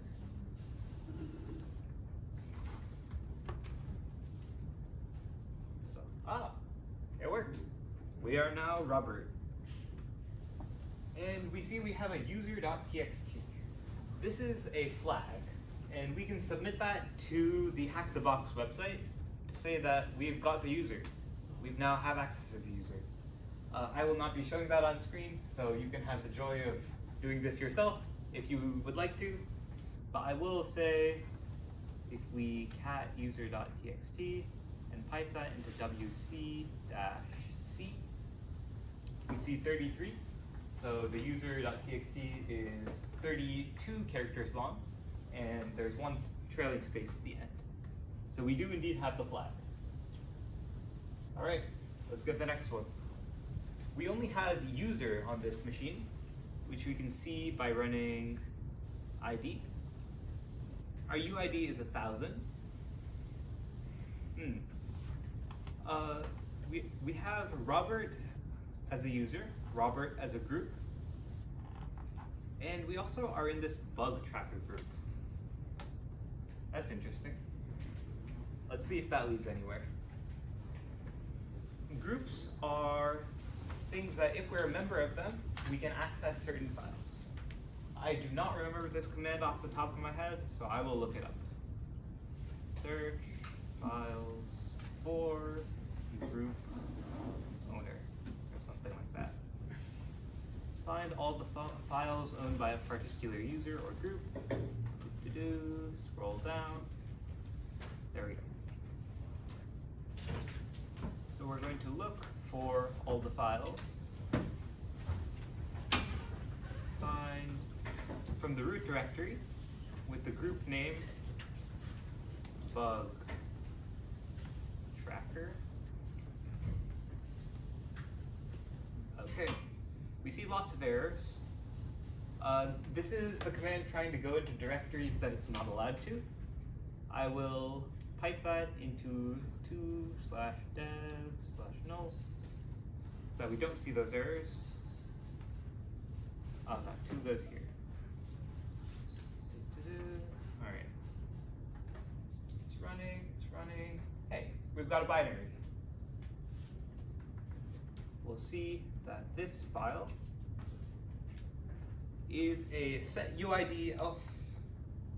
Yes, a set UID elf LSB x8664 dynamically linked interpreter, blah blah blah blah blah.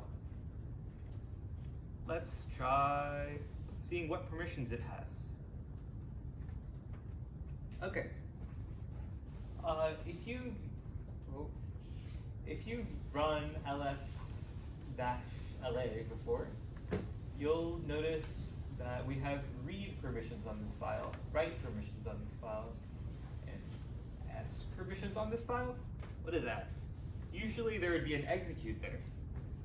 So you can look up why is an S showing up in file permissions.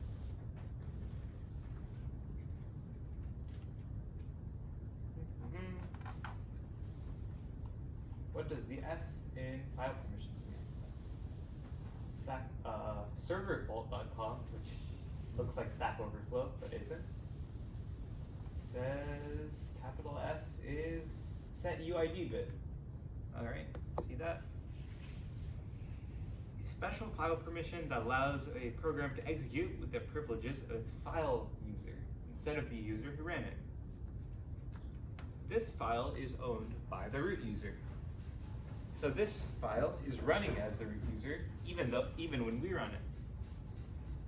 So let's see what this command does.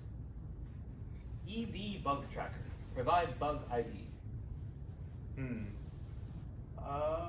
Anyone got like a string that they would like to put in here and try it? 69. 69. No such bugs. No one has submitted a bug 69 in here. Unfortunate. Alright. So let's analyze this error here. It says cat /root/reports 69, no such file or directory. The root directory is a unique directory because it's only accessible by the root user. As you can see, we can't access it. So we know that this binary is in fact running as root. We also know that it's running the cat command, which means it's trying to print out a certain file. One thing that we could try to do is try to guess what file it wants us to do by running a quick Python script. I tried that, it did not work. So I will skip that page for you and jump to the solution. This is a command vulnerability that you usually see in web apps, but it's also present here. Can anyone take a stab in the dark guess at what it is? Integer overflow? Good guess, but not bad. It's a type of injection.